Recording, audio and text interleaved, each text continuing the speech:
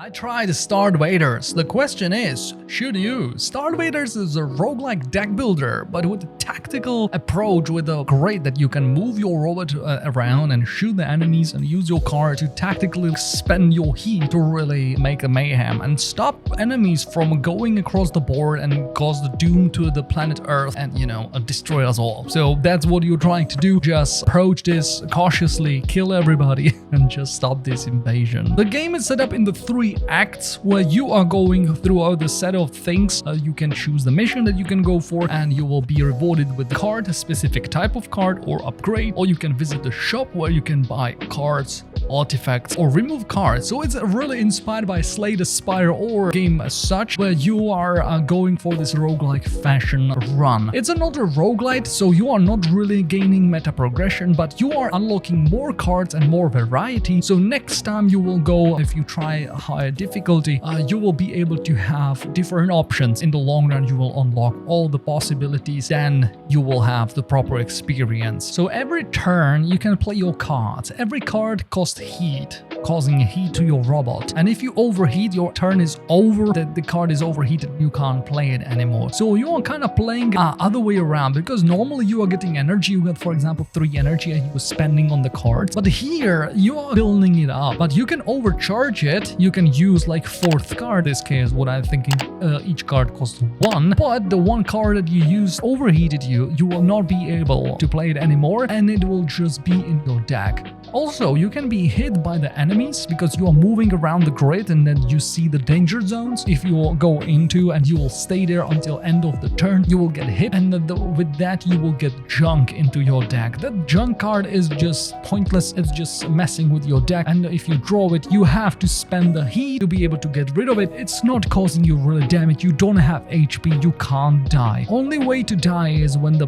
people or the aliens or robots or whatever the enemies are coming across the board on the last 3 rows, and they will stay there for 1 turn. That will allow them to go and transform themselves into the doom, and if you will get 5 stacks, you out. Also, one more mechanic that is interesting, if you go throughout your turn and you will find out that was not the greatest you could do, you have reshuffle tokens or chrono tokens. You have 3 stacks, you can have maximum 3. You can find more, and also if you will finish the act, you will replenish those, and you can reshuffle. That means that you will get back to the start of the turn and you will reshuffle your deck. You will draw new 5 cards. So in case you have really bad hand, you can use these tokens to offset that a little bit. So in the peculiar situation when you draw really badly, you can kind of do something about it. This is kind of interesting approach. When we go back a little bit to the progression of the game, what is interesting is that there are like 2 types of thing you have. You got the robots and you have the pilots. The robots give you specific things that you can find. Artifacts, which is relics from Slay the Spire, which will give you a passive bonuses in the run or active bonuses at the start of the run, or something what will happen, it will trigger it, and also specific cards that you can play. For example, I played with Gunner, which is the first class that you can play. He got a lot of bombs and a lot of bullets. But there are 2 other robots that I have not played just yet, and I think they will have different mechanics, and maybe they will not even go for the heat mechanic as the first robot do. The second one is the pilot,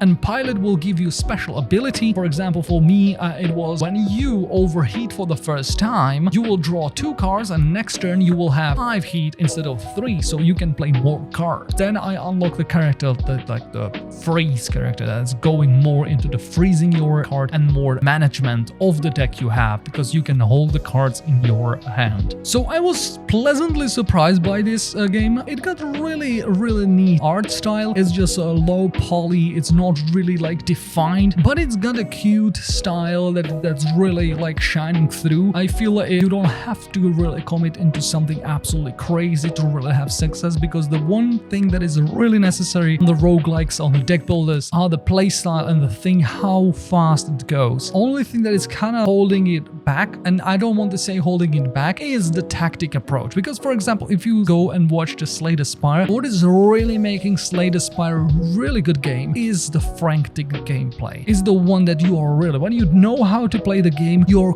constantly in action. You're just clicking cards and things are happening and you're moving forward. In this one is more tactic based, so you have to really think where you move your bot, what you shoot, where you go. But on the other hand, I played the bomb class, or I had a lot of bombs and the synergies with that. It was really satisfying to look like send 5 bombs, go for the nuke, every bomb will explode, everything will just disappear and bombs will show up. So that was really satisfying to watch. I feel that quick combat is just going to play a big role. I have not played on the fast option, the fast gameplay there is, because I wanted to see how everything goes, so maybe that's not even the issue. But overall, I had a ton of fun and I want to go back and go for another run. I want to try a different character and also unlock the new robot to see if there is more mechanics to it. The game is super cool, you should try it out, or at least try the demo or see my first 45 minutes playthrough. Like, you can check it on the left side where you will find out how the game looks, but I will certainly